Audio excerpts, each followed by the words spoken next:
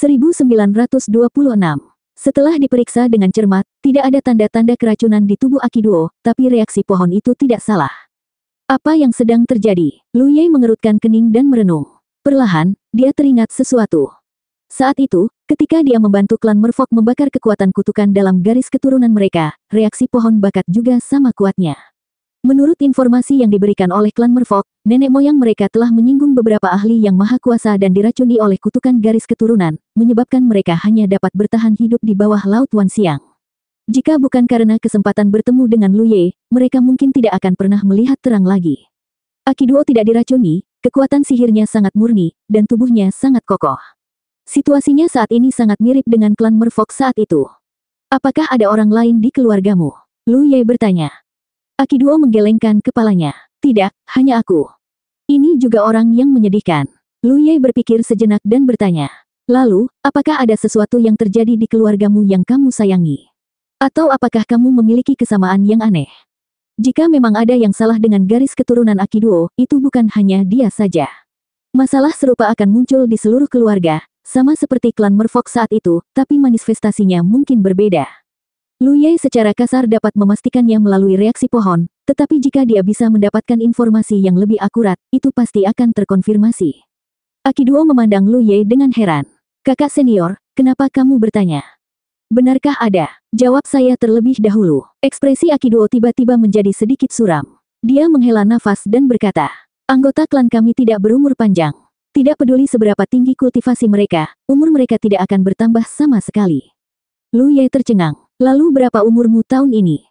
Akiduo melaporkan sebuah nomor. Lu Ye tidak bisa menahan rasa kagumnya. Akiduo tidak jauh lebih tua darinya, tapi dia sudah berkultivasi Jademun. Jelas sekali bahwa bakatnya sangat kuat.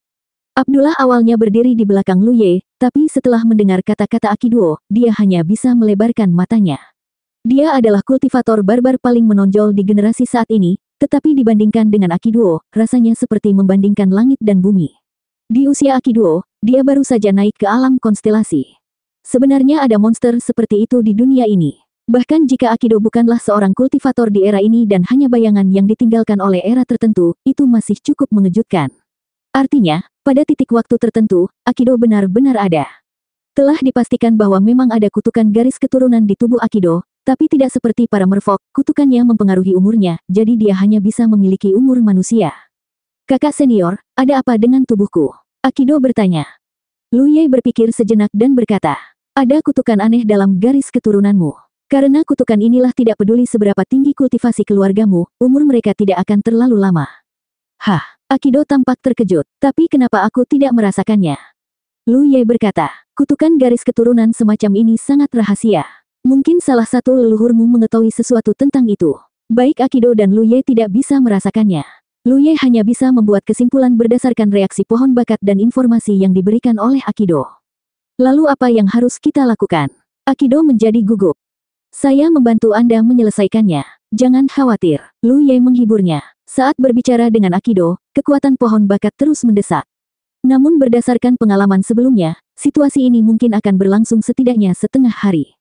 Akiduo berkata dengan penuh rasa terima kasih. Terima kasih, kakak. Untuk sesaat, keduanya terdiam. Lu Ye tidak bisa menahan diri untuk tidak berpikir keras. Baik leluhur Merfolk maupun Akiduo telah menghadapi kutukan garis keturunan yang aneh ini. Apa sumbernya? Dia belum pernah mendengar ada orang di langit berbintang saat ini yang bisa menggunakan kemampuan aneh seperti itu. Mungkin juga dia kurang tahu. Langit berbintang sangat luas, dan dia belum pernah menemui terlalu banyak hal. Namun, satu-satunya hal yang tidak dapat disangkal adalah kutukan garis keturunan semacam ini sangat jahat dan menyeramkan. Setengah hari kemudian, pergerakan abnormal dari pohon bakat menghilang. Lu Ye berhenti dan berkata, selesai. Akiduo membuka matanya dan diam-diam merasakan tubuhnya. Dia tidak bisa menahan diri untuk tidak menunjukkan ekspresi gembira. Sepertinya, ada sesuatu yang berbeda. Awalnya, kutukan garis keturunan tidak menyebabkan masalah khusus baginya, tetapi pada saat ini, dia dengan jelas merasa bahwa tubuhnya jauh lebih transparan, seolah-olah belenggu tak kasat mata telah terbuka. Karena perbandingan sebelum dan sesudahnya, perasaan ini terlihat sangat jelas. Lu Ye tersenyum dan berkata, di masa depan, kamu tidak perlu mengkhawatirkan umurmu.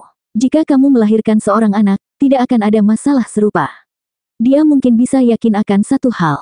Akiduo hanyalah bayangan, namun meski begitu, dia tetap membantunya menyelesaikan masalah garis keturunan. Ini adalah pembayaran atas perlindungannya yang putus asa sebelumnya.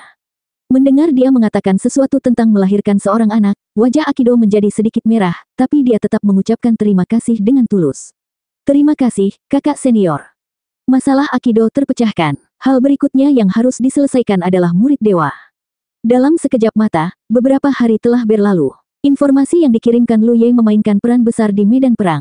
Setelah membunuh murid dewa, mengisolasi ruang di mana mayat itu berada, secara efektif dapat mencegah murid dewa untuk bangkit kembali.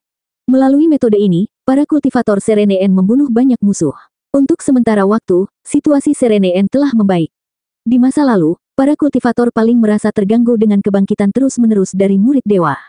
Membunuh mereka sekali saja tidak cukup, 2 kali saja tidak cukup. Murid dewa Jademun harus dibunuh lebih dari 10 kali sebelum dia bisa dibunuh sepenuhnya. Energi para kultivator juga terbatas, jadi meskipun perbedaan jumlah kultivator di kedua sisi tidak besar, Sereneen masih dirugikan. Jika bukan karena Tianhong cukup kuat, Sereneen akan ditangkap. Sekarang setelah ada cara efektif untuk menghadapi kebangkitan murid dewa, efisiensi membunuh musuh meningkat secara alami. Tianhong juga mencoba menggunakan metode ini untuk membunuh murid dewa surgawi Sansein Realm. Sayangnya, Tianhong tidak memahami formasi, dan kecepatan kebangkitan murid dewa surgawi Sansein Realm terlalu cepat. Setelah terbunuh, dia bisa dihidupkan kembali dalam sekejap. Setelah dicoba berkali-kali, tidak berhasil. Sebaliknya, itu memperingatkan musuh. Tianhong memerintahkan Lu Ye untuk menemukan cara untuk membunuh murid dewa surgawi Sansein Realm sesegera mungkin. Apa yang bisa dilakukan Lu Ye? Dia hanyalah seorang kultivator medis yang lemah. Sebelumnya, Tianhong menghargai kemampuannya dalam menangani murid-murid dewa dan membiarkannya tinggal di tanah suci Yunluo untuk membantu. Dia bahkan mengirim Abdullah untuk melindungi keselamatannya. Sekarang, dia ingin memberikan beban berat ini padanya. Itu tidak masuk akal. Sayangnya dunia bunga kecil tidak dapat menampung murid dewa surgawi Sansein Realm. Bagaimanapun, ukuran dunia bunga kecil itu terbatas. Kalau tidak, dia bisa bekerja sama dengan Tianhong dan menunggu Tianhong membunuh murid dewa surgawi Sansein Realm dan memasukkannya ke dunia bunga kecil. Dengan cara ini, mereka mungkin bisa mencegahnya untuk bangkit kembali. Terlebih lagi, dunia bunga kecil perlu waktu untuk dibuka.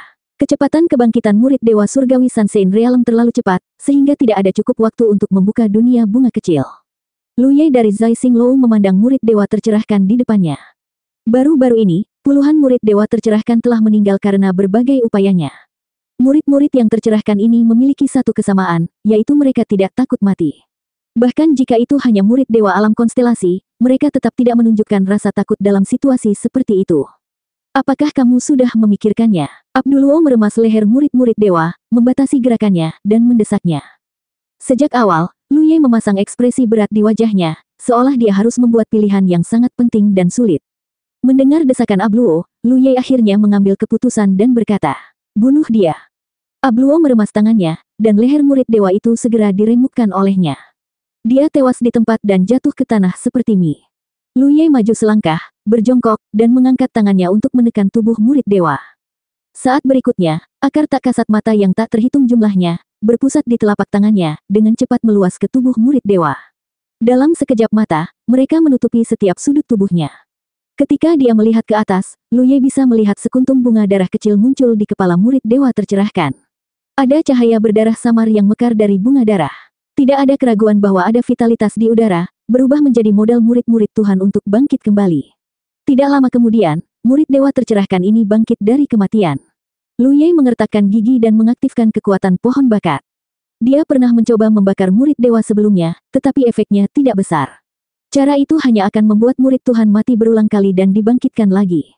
Jadi kali ini, dia menggunakan metode yang belum pernah dia gunakan sebelumnya.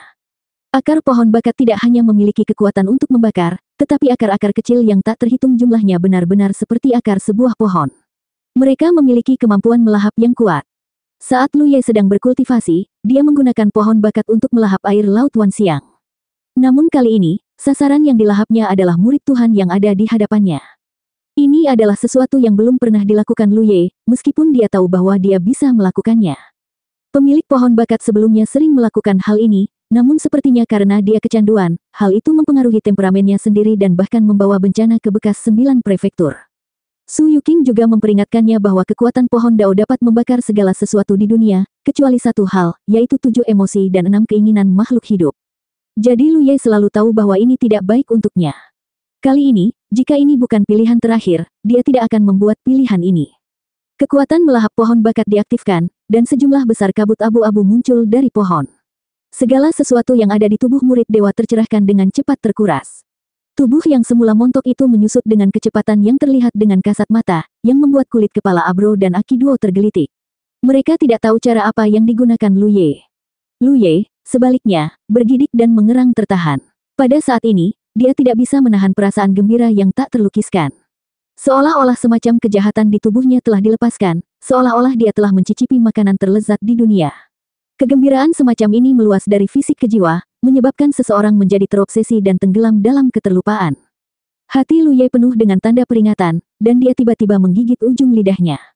Ketika rasa sakit datang, dia tidak bisa menahan diri untuk mundur beberapa langkah, melepaskan diri dari kontak dengan murid dewa. Tak jauh di depannya, Aki Duo dan Abro sama-sama memandangnya dengan heran. Lu Ye dengan cepat mengumpulkan pikirannya dan melihat ke arah murid dewa, tepat pada waktunya untuk melihatnya berubah menjadi titik-titik kecil cahaya dan menghilang. 1927. Murid yang tercerahkan telah mati total, yang tidak diragukan lagi berarti upaya Lu Ye berhasil, tetapi dia tidak merasakan kegembiraan sedikit pun. Bahkan saat ini, dia masih mengenang perasaan indah itu di benaknya. Dia bahkan berpikir untuk mencobanya lagi muncul di benaknya. Sambil menarik napas dalam-dalam, dia menekan pemikiran ini. Dia benar-benar perlu mencoba lagi, bukan karena keegoisan, tetapi karena dia terkejut dengan perasaan itu dan tidak memperhatikan situasi murid tercerahkan.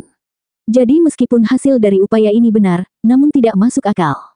Bawalah murid tercerahkan lainnya ke sini, perintah Lu Ye.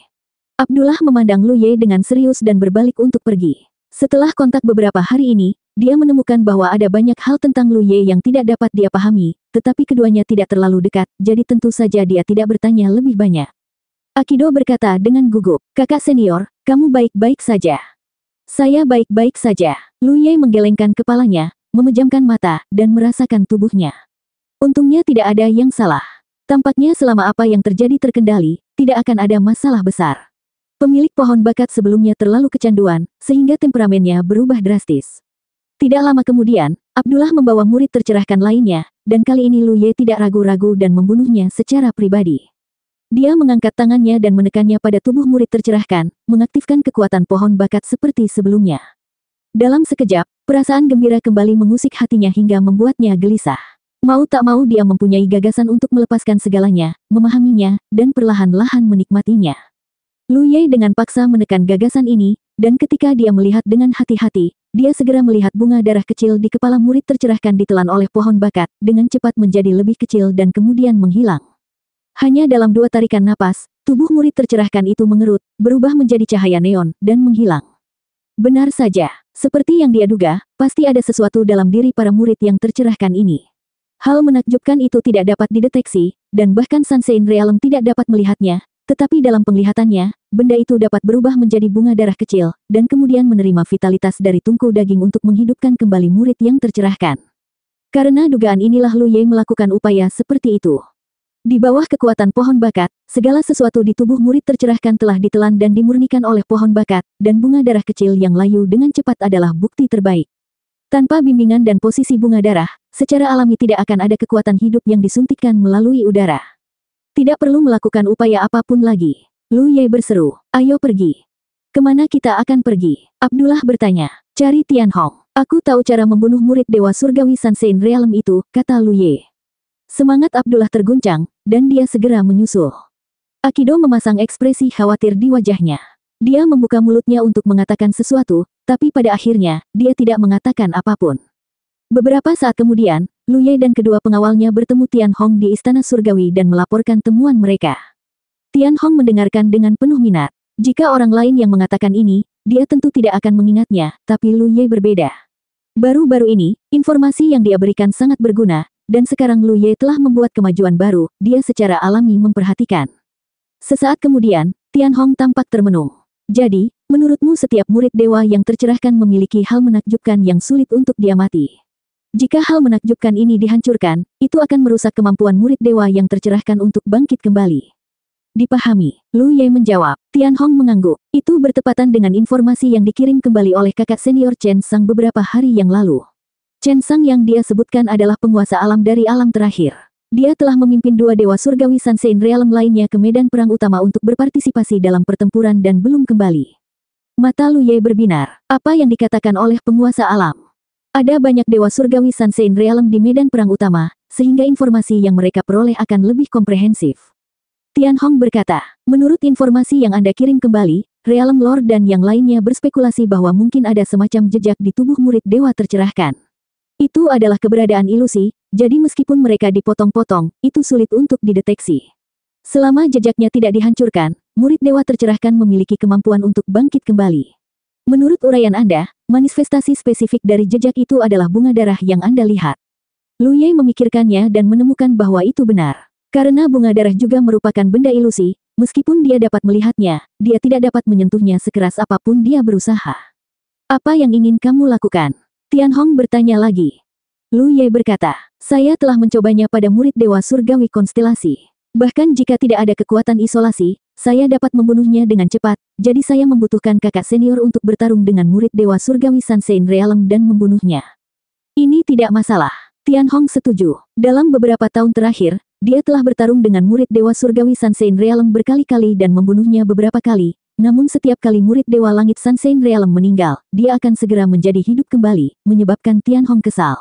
Satu nafas. Orang itu akan hidup kembali setelah satu tarikan nafas, apa kamu yakin? Petik 2. Aku akan melakukan yang terbaik. Lu Ye menangkupkan tinjunya. Tian Hong menatapnya dalam-dalam, merenung lama, lalu mengangguk. Kalau begitu, ayo kita coba. Setengah hari kemudian, di medan perang yang sengit, kekuatan spiritual berfluktuasi, dan Divine Sense melintas bolak-balik. Dua sosok bolak-balik, Tian Hong dan murid Dewa Surgawi Sunshine Realm lah yang bertarung sengit. Tidak hanya dua Dewa Surgawi Sunshine Realm yang bertarung, tetapi para kultivator dunia jiwa terakhir dan banyak murid dewa tercerahkan juga bertarung, dan seluruh medan perang menjadi kacau. Dan tepat di tepi medan perang, tiga sosok berdiri dengan tenang. Itu adalah Lu Ye, Abdaluo, dan Akiduo. Abdaluo berbisik kepada Lu Ye. Bisakah kamu melakukannya? Jika tidak bisa, jangan ambil risiko. Kita telah memperoleh cukup banyak manfaat kali ini. Yang terbaik adalah tidak ikut campur dalam pertarungan di level Sunshine Realm. Akiduo juga berkata dengan cemas. Ya, kakak senior, lebih baik aman. Lu Ye tidak berkata apa-apa, hanya menatap tempat di mana Dewa Surgawi Sunshine Realm bertarung. Tian Hong memang sangat kuat, dan telah menekan lawannya sejak awal pertempuran. Namun, menentukan pemenang pertempuran itu mudah, tetapi tidak mudah menentukan hidup dan mati. Tian Hong biasa menggiling lawannya secara perlahan sampai mati, terutama karena lawannya tidak takut mati, yang memberinya kesempatan. Kali ini, Tian Hong tidak mengikuti latihannya yang biasa. Gaya bertarungnya tidak diragukan lagi sangat agresif, dan dia ingin mengakhiri pertarungan dengan cepat. Dengan cara ini, dia pasti akan membayar harganya, tetapi jika dia benar-benar dapat memverifikasi ide yang diajukan oleh Lu Ye sebelumnya, maka harganya tidak akan sia-sia. Tiba-tiba, benturan keras antara kesadaran ilahi terjadi, dan mata murid Dewa Surgawi Sunshine Realm meredup.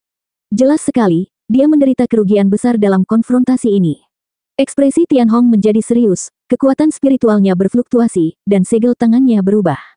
Dalam sekejap, cahaya putih yang berpotongan muncul dari tubuh murid Dewa Surgawi Sunshine Realm, dan dua cahaya putih yang berpotongan itu tampak padat, membuatnya tetap di tempatnya.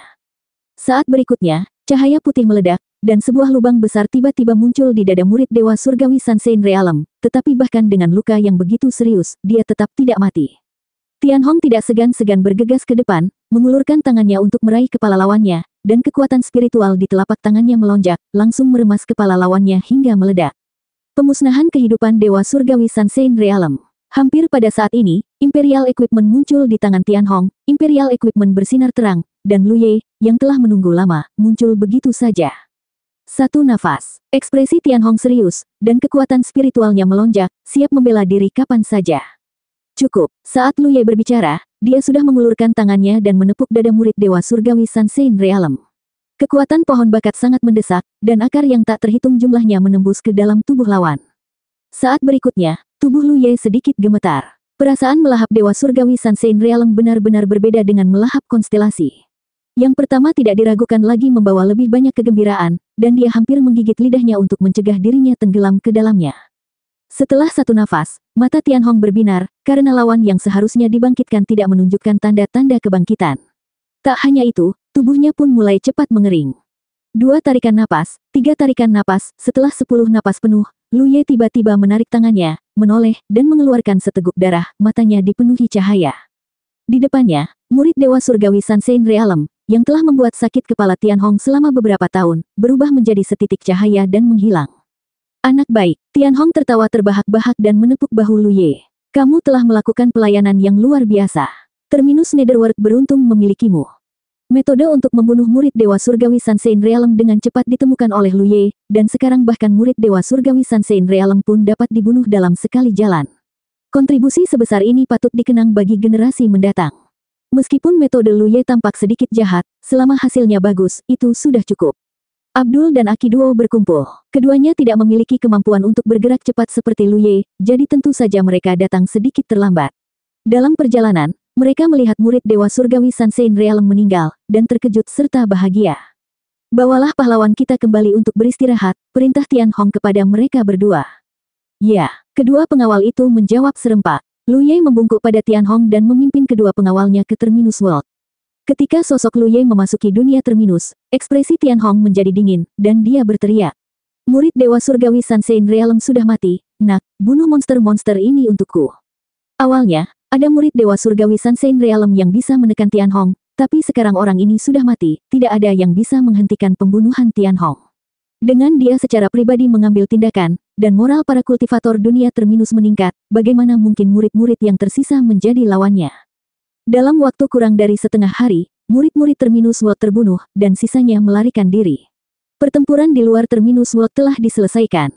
Saat ini, di ruang rahasia Zai Xinglou, Lu Ye sedang duduk bersila dengan ekspresi yang sangat aneh. Karena dia menemukan bahwa setelah melahap murid Dewa Surgawi Sansein Realm, dia mendapatkan banyak manfaat, yang tidak dia rasakan ketika dia melahap murid Dewa Surgawi Constellation. Pertama-tama, kultivasinya sedikit meningkat. Ini normal, sejak di 9 prefektur, Lu Ye menyadari bahwa dia bisa berkultivasi dengan melahap kekuatan orang lain. Kekuatan Dewa Surgawi Sansein Realm sangat besar, bahkan jika dia tidak melahap semuanya, itu sudah cukup untuk sedikit meningkatkan kultivasinya. Namun, peningkatan seperti ini tidak berarti banyak bagi Lu Ye. 1928. Kultivasinya sedikit meningkat, dan Divine Sense-nya juga meningkat sedikit. Namun, ini tidaklah penting. Yang mengejutkan Lu Ye adalah kualitas sumber spiritualnya tampaknya sedikit meningkat. Sebelum memasuki dunia pelatihan ini, dia baru saja memurnikan banyak harta yang dapat meningkatkan kualitas sumber spiritualnya. Secara alami, dia mengetahui keadaan sumber spiritualnya. Setelah merasakannya dengan cermat, dia menemukan bahwa sumber spiritualnya memang sedikit berubah. Perubahannya tidak besar, hanya setara dengan menyempurnakan sepotong pengikut roh bulan hijau. Meski begitu, itu sudah cukup mengejutkan Lu Ye. Dia tidak menyangka bahwa metodenya dalam berurusan dengan murid-murid Dewa Surgawi akan menghasilkan panen yang tidak terduga. Sejak kultivasinya mencapai tahap akhir Jademun, dia merasa terganggu oleh masalah kualitas sumber spiritualnya. Menurut spekulasinya, dia harus memoles sumber spiritualnya hingga sempurna sebelum dia berhasil memadatkan bunga Qi. Inilah salah satu alasan dia datang ke lapangan Asura. Berdasarkan kecepatan perolehan segel Asura saat ini, diperlukan waktu lama untuk meningkatkan kualitas sumber spiritualnya dengan menukar sumber daya dari perbendaharaan Asura. Ini akan memakan waktu setidaknya beberapa dekade, dan ini didasarkan pada premis bahwa semuanya berjalan lancar. Namun, jika dia melengkapinya dengan metode ini, waktu yang dibutuhkan akan sangat berkurang. Lu Ye mau tidak mau merasa bersemangat. Dia tidak dapat menahan diri untuk tidak mengingat kegembiraan luar biasa yang dia rasakan ketika dia melahap murid Dewa Sansein Realm. Bahkan sekarang, perasaan indah itu masih melekat di benaknya.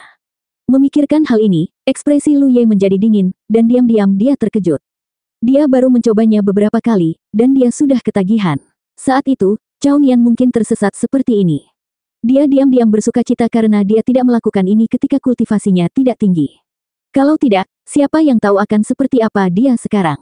Jika kultivasinya tidak cukup tinggi, pikirannya tidak akan cukup tenang, dan dia pasti tidak akan mampu menahan godaan tersebut. Sekarang dia telah mencapai tahap akhir Jademun dan telah melakukan perjalanan jauh selama bertahun-tahun, pengalamannya telah meningkat pesat, dan dia bisa tetap tenang. Namun, ada satu hal yang membuatnya bingung.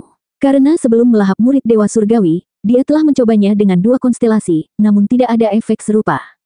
Tampaknya kultivasi konstelasi bintang terlalu rendah. Bagaimanapun, dia sudah menjadi Jademun.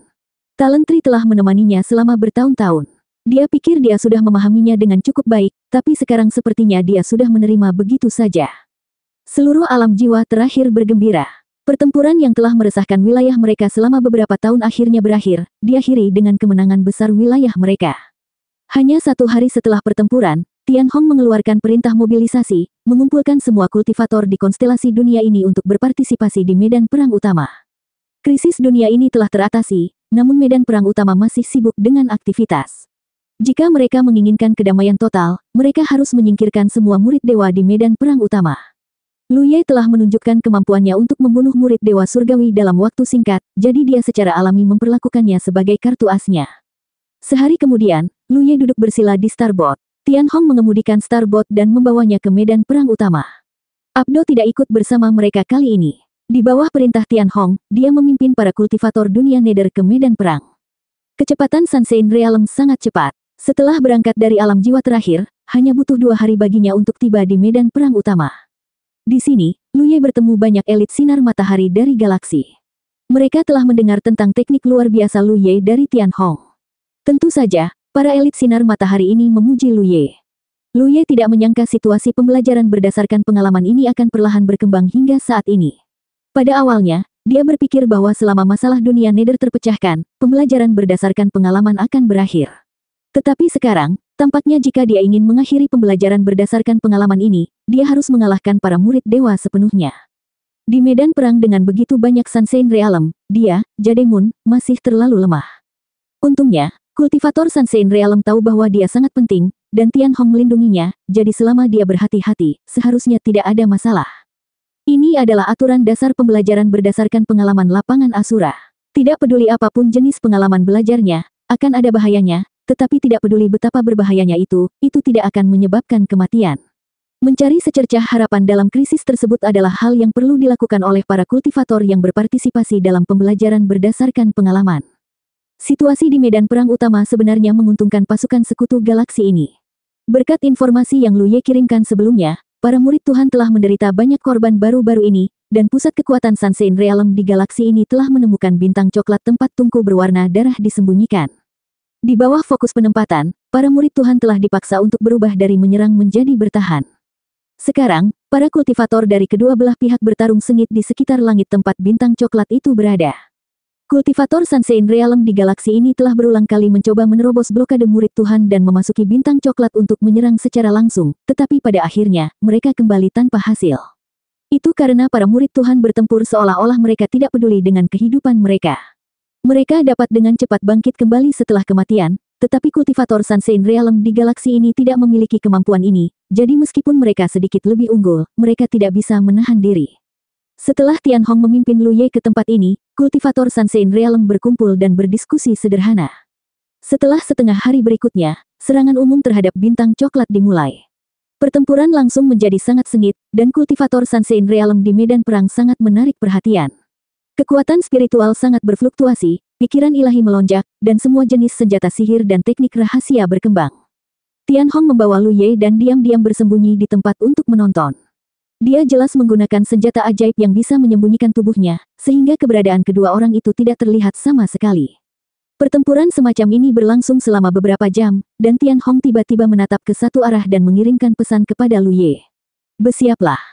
Ekspresi Lu Ye berubah serius. Tujuannya datang ke sini adalah untuk menghancurkan murid Dewa Sunshine Realm sepenuhnya. Oleh karena itu, Tianhong tidak akan membiarkan dia mengambil tindakan kecuali saat itu adalah saat yang kritis. Keberadaannya menjadi kunci kemenangan pertempuran ini. Setelah beberapa napas, Lu Ye tiba-tiba merasakan Tianhong menangkapnya, lalu terjadilah hembusan angin dan kilat, lalu tiba-tiba berhenti. Cepat, saat suara Tianhong terdengar di telinganya, Lu Ye tidak berhenti sama sekali dan menamparkan ke depan. Penglihatannya bahkan belum pulih, dan dia tidak tahu apa yang ada di depannya. Tapi di bawah telapak tangan ini, dia menabrak mayat yang hangat. Kekuatan pohon bakat segera diaktifkan dengan kuat, dan pandangan Lu Ye perlahan terfokus, dengan paksa menekan perasaan indah di dalam hatinya. Sepintas, ia melihat seorang murid Tuhan yang baru saja terbunuh di hadapannya dengan mata terbuka lebar, seolah-olah ia telah meninggal dengan penuh duka. Penglihatannya naik, dan di atas kepala muridnya, sekuntum bunga darah dengan cepat layu. Murid Tuhan yang seharusnya segera dibangkitkan, tidak menunjukkan tanda-tanda kebangkitan saat ini. Baru setelah muridnya berubah menjadi titik cahaya kecil, Lu Ye menarik tangan besarnya.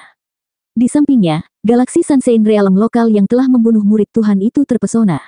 Meskipun dia telah mendengar tentang kemampuan aneh Lu Ye dari Tian Hong, dan pertempuran ini dilakukan dengan Lu Ye sebagai inti rencananya, bagaimanapun juga, dia belum melihatnya dengan matanya sendiri. Baru pada saat itulah dia merasa lega. Setelah salah satu murid Sansein Realm terbunuh, Tian Hong dan Sansein Realm saling memandang, dan Sansein Realm mengangguk sedikit dan bergegas ke pertempuran terdekat tanpa henti. Tian Hong sekali lagi mengaktifkan kekuatan senjata ajaib, menutupi sosoknya dan Lu Ye, dan pindah ke tempat lain untuk mengamati dengan tenang dan mencari peluang bagus. Dibandingkan dengan murid Dewa Sansein Realm, Sansein Galaksi lokal tentu lebih diunggulkan. Jika tidak, mustahil untuk bertahan hingga hari ini tanpa dikalahkan. Dan sekarang, keunggulan ini perlahan-lahan meluas. Pada periode waktu berikutnya, beberapa murid Sansein Realm dibunuh oleh Lu Ye. Saat ini, kemenangan akhir galaksi Sansein Realm lokal sudah tak diragukan lagi. Dan setelah beberapa murid Dewa Sansein Realm tumbang seluruhnya, para murid Tuhan akhirnya menemukan masalahnya. Sayangnya, sudah terlambat, jumlah mereka lebih sedikit, dan sekarang setelah beberapa dari mereka meninggal, mereka bahkan semakin terbebani. Hampir setiap murid Sansein Realm dikepung, dan hanya masalah waktu saja sebelum mereka mati. Pertempuran ini berlangsung selama 3 hari sebelum benar-benar berakhir. Di seluruh medan perang, semua murid Tuhan, terlepas dari tingkat kultivasi mereka, terbunuh. Semburan sorak-sorai datang dari seluruh medan perang, dan wajah setiap kultivator dipenuhi dengan senyuman yang menginspirasi. Akhirnya, semuanya berakhir. Tian Hong menghela nafas panjang, mengangkat tangannya dan menepuk bahu Lu Ye, yang mengikutinya. Kamu telah bekerja keras. Lu Ye hanya mengangguk dalam diam dan tidak mengatakan apapun. Dalam pertempuran ini, lebih dari 10 murid Sansein Realm tewas di tangannya. Meskipun dia memiliki pengalaman membunuh Sansein Realm sebelumnya, dia belum pernah membunuh begitu banyak sekaligus dan dengan mudah. Hanya pengalaman di lapangan Asura yang bisa memberinya pengalaman unik, dan tidak mungkin dicapai di tempat lain. Dengan perlindungan Tian Hong, dia tidak dalam bahaya sama sekali, malah mendapat banyak manfaat. Belum lagi peningkatan tingkat kultivasi dan kesadaran spiritualnya, kualitas sumber spiritualnya jelas meningkat pesat. Meskipun dalam proses melahapnya, perasaan gembira tidak dapat diredam, Lu Ye merasa bahwa dia tidak akan sepenuhnya tenggelam di dalamnya karena hal ini. Tidak diragukan lagi ini adalah hal yang baik baginya, jika tidak, kemungkinan besar dia akan menjadi orang yang tersesat yang berikutnya. Pergilah dan istirahatlah, perintah Tian Hong. Lu Ye mengangguk, berbalik, dan terbang ke sisi kapal perang. Banyak Sansein Realm berkumpul di satu tempat lagi, dan pada dasarnya semuanya terluka. Pertarungan telah usai, tapi tungku berwarna darah masih ada, jadi yang harus mereka lakukan sekarang adalah menyingkirkan tungku berwarna darah sepenuhnya. Lagi pula, tidak ada yang tahu benda apa ini, jadi wajar saja mereka tidak bisa meninggalkannya. Semua Sansein Realm menghilang ke dalam bintang coklat. Setelah beberapa saat, terjadi fluktuasi kekuatan spiritual yang hebat. Melihat ke bawah dari langit berbintang, bagian tertentu dari bintang itu bergolak, jelas Sansein Realm sedang menyerang. Setelah beberapa saat, Sansein Realm kembali dari bintang. Tanpa henti, mereka berpencar. Di kapal perang tempat Lu Ye berada, Tian Hong kembali dan menyambutnya dengan hangat.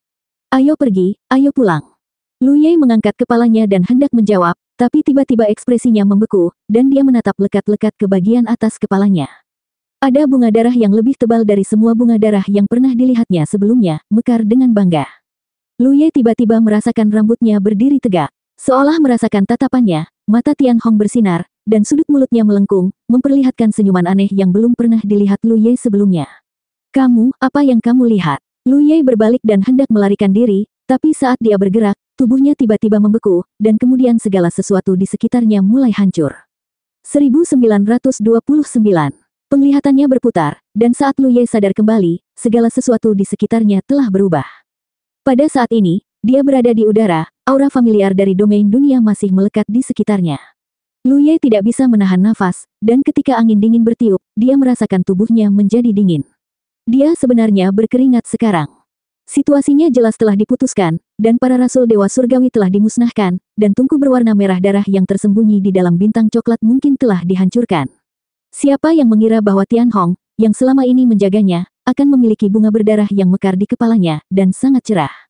Ini tidak diragukan lagi berarti bahwa Tian Hong telah menjadi Rasul Dewa Surgawi.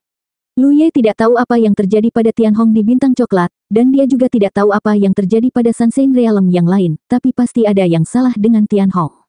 Jika pembelajaran berdasarkan pengalaman tidak berakhir pada saat itu, Lu Ye akan menggunakan jimat merah untuk melarikan diri. Setelah sedikit mengidentifikasi arahnya, dia terbang ke arah tempat tinggal guanya. Segera, dia kembali ke kediaman guanya. Ketakutan tadi terlalu menakutkan, jadi dia harus menenangkan pikirannya. Tiba-tiba, ada pergerakan dari Asura Token. Lu Ye memeriksa dan menemukan bahwa itu adalah pesan dari Abdullah. Sial, aku masih setengah jalan, kenapa tiba-tiba berakhir? Apa yang terjadi di pihakmu? Petik 2. Baru pada saat itulah Lu Ye ingat bahwa Tianhong memerintahkan Abdullah untuk memimpin para kultivator dunia Nether ke medan perang, tetapi kecepatan pasukan kultivator secara alami lebih lambat daripada kecepatan Tianhong. Menghitung waktu, Abdullah sebenarnya belum juga datang. Matanya berkedip, Lu Ye menjawab, "Apa maksudmu, rekan Daois?" Orang yang menukarkan token Asura dengan Abdullah bukanlah Lu Ye, tetapi kultivator tubuh yang membantu detoksifikasi racun di Bounty Hall. Pesan kedua Abdullah segera datang. "Berhentilah berpura-pura, siapa yang tidak tahu siapa itu?" Lu Ye mendengus, berpikir bahwa dia masih memiliki beberapa hal untuk ditanyakan kepada orang ini, jadi dia menjawab. "Perang telah berakhir, galaksi kita telah meraih kemenangan besar. Aku tahu itu kamu," bocah nakal Gu Seng itu menebak dengan benar. Tampaknya Abdullah tidak yakin bahwa kultivator tubuh yang ditemuinya di Bounty Hall adalah Lu Ye sebelum dia mengirimkan pesan tersebut. Pesan pertama hanyalah sebuah tes, dan sekarang sudah dikonfirmasi. Lu Ye tidak peduli, karena cepat atau lambat Abdullah akan mengetahuinya, lalu bagaimana jika dia diuji? "Cepat, lihat segel suramu." Tiba-tiba Abdullah menyampaikan pesan lain, seolah-olah dia telah menemukan sesuatu yang luar biasa. Lu Ye segera memeriksanya. Meskipun pengalaman ini sangat aneh, dan tidak banyak kesempatan baginya untuk bertarung, dia memainkan peran besar dalam pengalaman ini. Dia tidak hanya menyembuhkan dan mendetoksifikasi orang-orang di Tanah Suci Yunluo, tetapi dia juga menemukan cara untuk membunuh murid Dewa Sinar Matahari dengan satu pukulan. Bisa dikatakan tidak ada orang yang memiliki kontribusi lebih besar dari dirinya. Oleh karena itu, jumlah segel Asura yang dia peroleh tidak boleh sedikit. Dengan mengingat hal itu, Lu Ye memfokuskan pandangannya dan mengerutkan kening. Ada yang tidak beres. Segel Asura yang dia peroleh dari Bounty Hall tidak dikonsumsi, dan dia mengingat jumlah pastinya dengan sangat jelas. Namun, peningkatan segel Asura sangat kecil, dan setelah sedikit perhitungan, dia menyadari bahwa segel Asura yang dia peroleh kali ini hanya sedikit di atas 50.000. Apa yang sedang terjadi? Lu Ye tampak bingung. Lu Ye mengirimkan pesan. "Berapa banyak segel Asura yang kamu dapatkan?" Abdullah dengan cepat menjawab, 54.000. "Bagaimana denganmu?" "Mereka sama. Imbalan setiap orang sama persis, tidak ada perbedaan." Ada yang tidak beres. Dalam pengalaman terakhir, dia telah memperoleh lebih dari 100.000 segel Asura, dan kali ini, dia menghabiskan lebih banyak waktu. Apalagi dia punya peran penting di dalamnya. Lu Ye awalnya memperkirakan bahwa dia akan memiliki setidaknya 2 hingga 300.000 segel Asura, atau bahkan lebih, tapi apa yang terjadi dengan 54.000? Abdullah jelas menyadari masalah ini, jadi dia mendatangi Lu Ye untuk memastikannya. "Datanglah ke bendahara, mari kita bicara tatap muka." Pesan Abdullah datang lagi. Tidak nyaman berkomunikasi seperti ini. Lu Ye tidak menolak dan segera berangkat ke perbendaharaan Asura. Ketika dia muncul, dia melihat sesosok tubuh kekar muncul di sampingnya. Itu adalah Abdullah. Mata mereka bertemu, dan Abdullah berkata, "Tunggu, ada orang lain." Hati Lu Ye tergerak, dan dia samar-samar menebak siapa orang itu. Benar saja, sesaat kemudian, sosok Gu Seng muncul dari samping. Dia berbalik dan melihat Abdullah, dan berkata dengan tidak sabar, "Apa yang terjadi?" Dia masih dalam masa pemulihan ketika Abdullah memanggilnya. Ia tak mau menjawab, namun ia tahu jika ia mengabaikannya, Abdullah pasti akan langsung menuju kediaman guanya, sehingga ia tidak punya pilihan selain datang. "Lihat siapa ini," Abdullah menunjuk sambil tersenyum. Saat itulah Gu Seng menyadari Lu Ye berdiri di samping. Sudut matanya bergerak sedikit, dan dia jelas memiliki kenangan buruk. Namun, Gu Seng lahir di alam naga kuning, dan pendidikannya tidak diragukan lagi luar biasa. Dia segera menangkupkan tinjunya dan membungkuk. "Salam, rekan Daois." Lu Ye membalas salamnya. 3 teratas dari Jade Moon Ranking telah berkumpul. Lu Ye adalah satu hal, dan meskipun dia sekarang berada di puncak, tidak banyak orang yang benar-benar melihatnya. Namun, Abdullah dan Gu Seng berbeda. Keduanya yang berdiri di sini langsung menarik banyak perhatian. "Ayo cari tempat untuk ngobrol." Abdullah melangkah ke samping. Lu Ye dan Gu Seng mengikuti. Setelah beberapa saat, di tempat sepi, Gu Seng mengaktifkan harta ajaib dan menyiapkan susunan isolasi. Mereka bertiga duduk bersila dengan posisi segitiga. Gu Seng yang pertama berbicara. Dia memandang Lu Ye dan berkata, "Bagaimana saya harus memanggil Anda, rekan Daois?" Lu Ye dan Abdullah sangat mengenal satu sama lain dari pengalaman mereka sebelumnya. Bagaimanapun, mereka telah bersama selama beberapa waktu. Namun, Gu Seng tidak mengetahui nama Lu Ye. Lu Ye segera memperkenalkan dirinya. Gu Seng sedikit mengangguk. Rekan Daois Lu, aku telah belajar banyak darimu. Lu Ye berkata, kamu terluka sebelumnya, jadi itu tidak dihitung. Setelah kamu pulih, kita bisa bertarung lagi. Lu Ye pernah memukuli Abduluo sebelumnya, tapi waktu bersama Gu Seng tidak dihitung. Gu Seng telah tersingkir dari arena pertarungan oleh Lu Ye dengan beberapa serangan. Selain itu, Gu Seng jelas merupakan seorang kultivator mantra. Lu Ye ingin tahu seperti apa latar belakang yang dimiliki oleh kultivator mantra terkemuka dari alam naga kuning ini. Dia tidak dapat menemukan lawan sebaik itu di luar. Jika dia bisa bertukar pukulan dengan Gu Seng, dia bisa mendapatkan pengalaman dalam berurusan dengan kultivator mantra. Sudut mata Gu Seng bergerak-gerak lagi. Lagi pula, luka-lukaku, batuk-batuk-batuk. Siapa yang akan bertarung denganmu? Jika itu adalah lawan lain, tidak peduli seberapa kuat mereka, dia tidak akan mundur. Paling-paling, dia akan kalah satu putaran. Tidak ada seorang pun yang benar-benar mati di arena. Namun, Lu Ye memiliki senjata dari suku prajurit. Kekuatan aneh itu sulit untuk dihilangkan. Jika dia terbunuh, dia harus memberikan hadiah dengan segel surah. Segel surah miliknya tidak tumbuh di pohon. Abdullah menyeringai dari samping. Kamu pernah merasa takut? Saya pikir kamu tidak takut pada apapun. Petik 2. Gu Seng pura-pura tidak mendengar dan bertanya. Mengapa kamu mencari saya? Ekspresi Abdullah berubah serius. Ada yang tidak beres. Aku ingin bertanya padamu. Apa? Abdullah sempat menjelaskan pengalaman sebelumnya. Gu Seng tidak terlalu memperhatikan pada awalnya, tetapi semakin dia mendengarkan, dia menjadi semakin terkejut. Setelah Abdullah selesai, wajah Gu Seng penuh rasa tidak percaya. Kalian berdua memasuki adegan latihan yang sama. Dan Anda tidak mendapatkan petunjuk atau informasi apapun tentang tempat pelatihan. Petik 2. Aneh, kan? Abdullah memasang ekspresi bingung. Saya telah keluar masuk ratusan adegan latihan selama bertahun-tahun, tapi hal seperti ini belum pernah terjadi. Gu Seng berkata, aku juga belum melakukannya. Bukan itu. Kuncinya adalah kita berdua bekerja keras untuk menyelesaikan pelatihan. Coba tebak berapa banyak segel surah yang kita dapatkan pada akhirnya. Gu Seng memandangnya dengan kesal. Coba tebak, apakah aku menebaknya atau tidak? 54.000. Abdullah dengan marah menepuk pahanya. Hanya 54.000. Apa menurutmu aku pengemis? Juga, saya menghitung bahwa 54.000 hanyalah hadiah dasar. Saudara Lu dan saya tinggal di tempat pelatihan selama sekitar 27 hari. Petik 2. Di alam Jademon, setiap hari seseorang yang berada di tempat pelatihan akan memberikan hadiah dasar 2.000 segel surah. 54.000 sama dengan 27 hari. Mata Gu Seng melebar. Jadi kalian berdua tidak mendapat hadiah tambahan?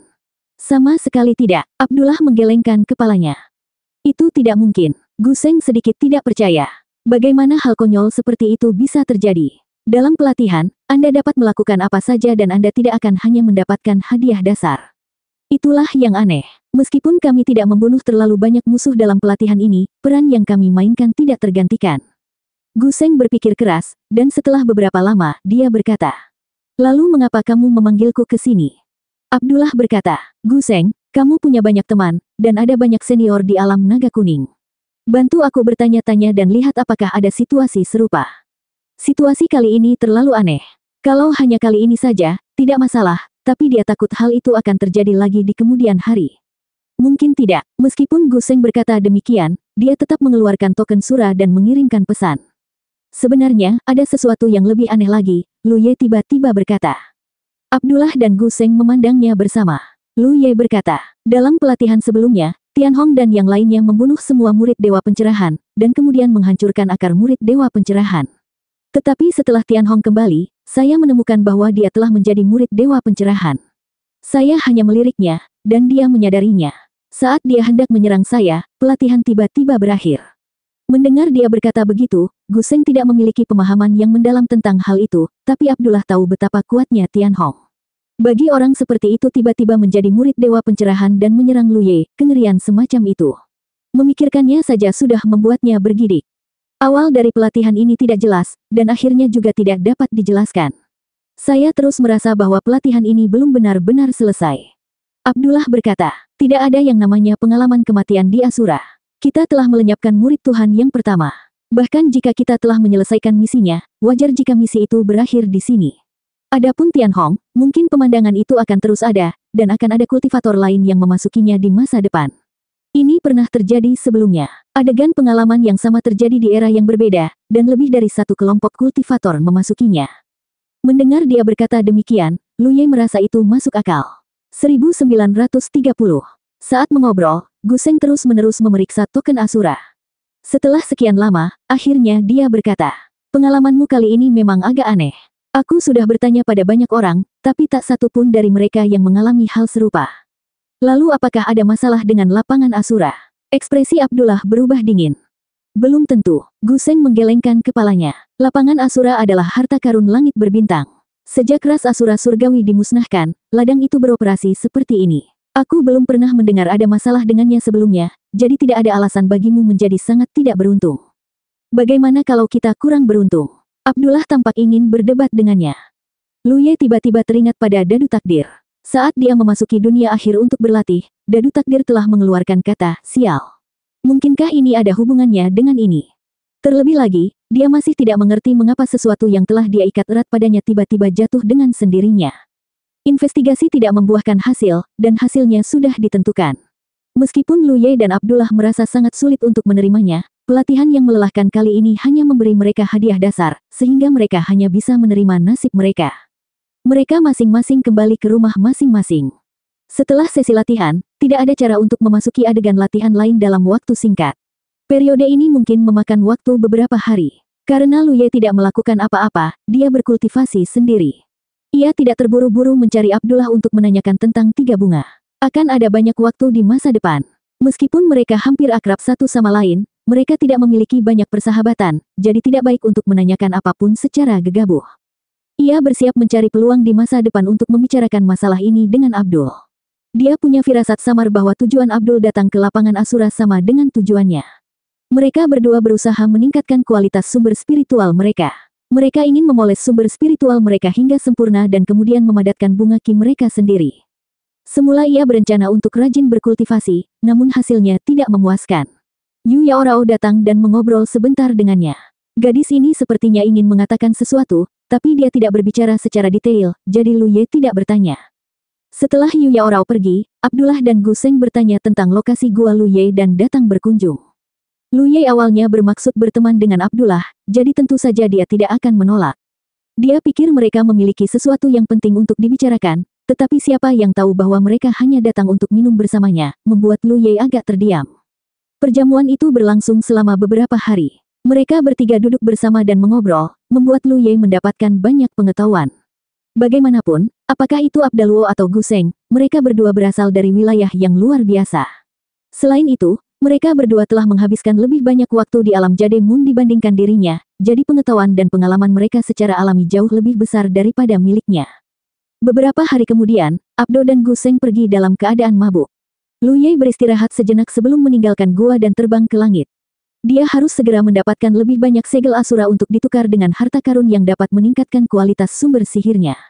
Tentu saja, dia tidak ingin membuang waktu. Tubuhnya terangkat, dan pada saat tertentu, dia tiba-tiba menembus selaput tak kasat mata. Segera, sekelilingnya menjadi gelap. Dia menenangkan dirinya dan menunggu dengan tenang. Menunggu. Setelah menghabiskan waktu sebatang dupa, Lu Ye tiba-tiba merasa ingin mengutuk. Ini dia lagi. Situasinya sama seperti terakhir kali. Sejak dia datang ke arena Asura, termasuk kali ini, dia hanya memasuki 3 adegan latihan. Pertama kali normal. Setelah sedikit kegelapan, dia menerima banyak informasi tentang adegan latihan dan kemudian memasuki adegan latihan. Yang kedua kalinya jelas tidak tepat. Situasi ketiga sama persis dengan situasi kedua. Hatinya sangat kesal. Situasi seperti apa ini? Orang lain belum pernah menemui hal seperti ini sebelumnya, namun dia telah menemuinya 2 kali berturut-turut. Mungkinkah postur terbangnya salah saat memasuki adegan latihan? Berdasarkan pengalaman sebelumnya, Lu Ye tahu bahwa kegelapan ini tidak akan bertahan lama. Itu akan segera menghilang, dan pada saat itu, dia akan muncul di adegan latihan. Jadi, meski dia kesal, dia tetap menahan amarahnya dan menunggu. Namun, yang mengejutkannya, penantian ini sepertinya tidak ada habisnya. Setelah lebih dari setengah hari, kegelapan yang menyelimutinya tidak menunjukkan tanda-tanda menghilang, apalagi memasuki adegan latihan. Dia mengerutkan kening dan mulai mencoba berjalan dalam kegelapan ini, ingin melihat apakah ada cara untuk pergi. Namun, ke arah manapun dia terbang, dia masih diselimuti kegelapan. Jika yang pertama hanya kesialan, lalu bagaimana dengan yang kedua? Lu Ye hampir yakin pasti ada yang salah dengan arena Asura. Bukan hanya kesialannya saja. Tapi Guseng benar, arena Asura adalah harta karun langit berbintang. Sejak klan Asura Surgawi dihancurkan, klan itu sudah tidak beroperasi. Mengapa ada masalah jika itu menyangkut dirinya? Apakah ada sesuatu pada dirinya yang berbeda dari yang lain? Saat dia sedang berpikir keras, Lu Ye tiba-tiba merasakan cahaya datang dari arah tertentu. Dia dengan cepat menoleh untuk melihat ke arah itu, tapi cahayanya sudah menghilang. Setelah iritasi awal, dia perlahan menjadi tenang. Bahkan jika ada masalah dengan arena Asura, itu tidak cukup untuk menjebaknya di sini. Jadi, dia yakin dia pasti akan keluar. Itu hanya masalah waktu saja. Meskipun dia berada dalam kegelapan mutlak, Lu Ye masih bisa dengan jelas menentukan jejak waktu yang berlalu. Setelah 2 hari penuh, sebuah cahaya tiba-tiba muncul di hadapannya. Cahayanya lemah, seperti nyala lilin, namun tetap membuat Lu Ye yang sudah lama terjebak merasa lega. Tebakannya benar. Memalingkan kepalanya untuk melihat cahaya seperti lilin, sepertinya ia memiliki pikirannya sendiri. Perlahan-lahan ia berputar di depan Lu Ye. Pada awalnya, itu adalah lingkaran kecil, kemudian menjadi lebih besar, meluas keluar pada setiap lingkaran. Kemanapun ia mengalir, ia meninggalkan jejak terang.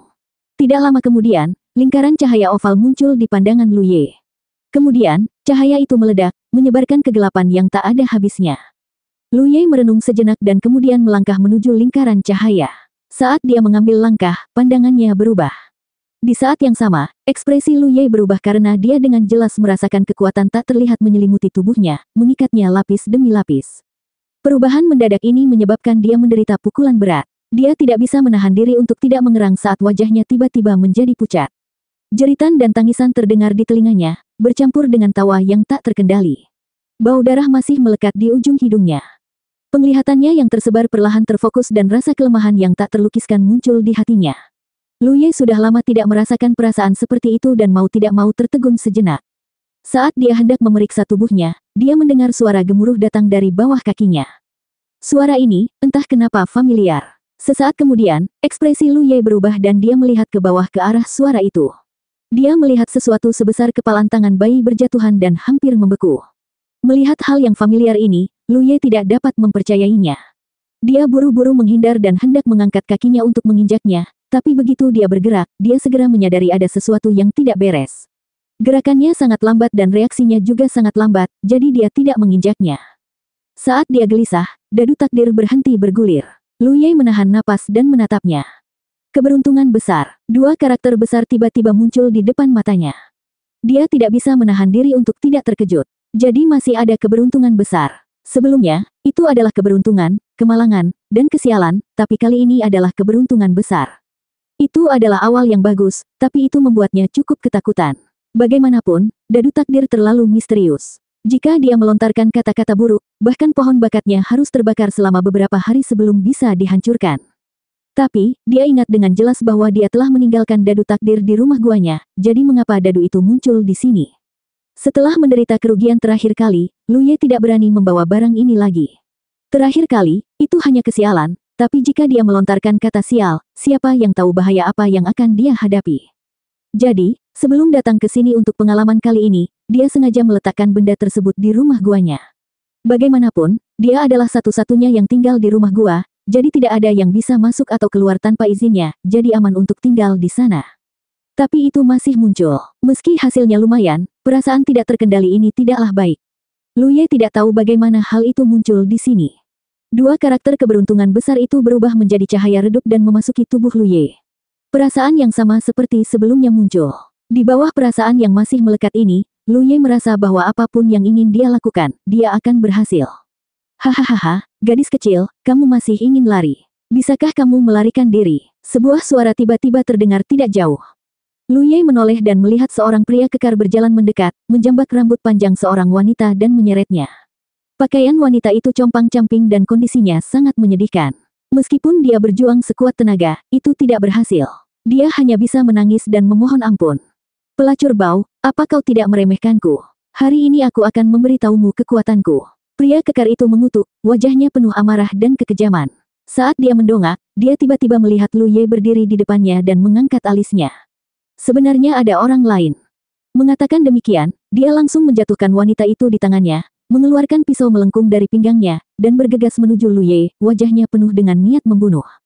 Lu Ye memandangnya dengan tenang, ekspresinya sangat aneh. Karena dia menemukan ada sesuatu yang tidak beres. Pada saat ini, Sebuah angka melayang di atas kepala pria kekar yang tampak garang ini.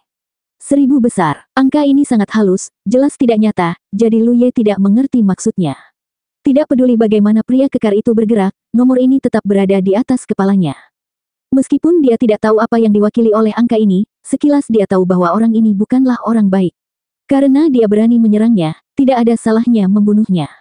Apalagi menurutnya, pria kekar ini adalah manusia fana yang tidak pernah berkultivasi dan hanya mengandalkan kekuatannya untuk melakukan kejahatan. Biasanya, Lu Ye bahkan tidak memiliki kesempatan untuk bertemu orang seperti itu. Kecepatan pria kekar itu masih sangat cepat dibandingkan orang biasa. Hanya dalam beberapa langkah, dia sudah berada di depan Lu Ye, bilah melengkung di tangannya membentuk busur dan menebas ke arah Lu Ye. Namun, saat ini, dia tersandung sesuatu dan tubuhnya menjadi tidak stabil. Lintasan pedang melengkung di tangannya juga berubah. Di saat yang sama, Lu Ye perlahan mengangkat tangannya dan dengan lembut menamparkan dada pria kekar itu. Di bawah telapak tangan ini, bahkan jika Lu Ye tidak menggunakan kekuatan sihir apapun, pria kekar itu tidak akan mampu bertahan. Merasakan sakit di pipinya, ekspresi Lu Ye berubah.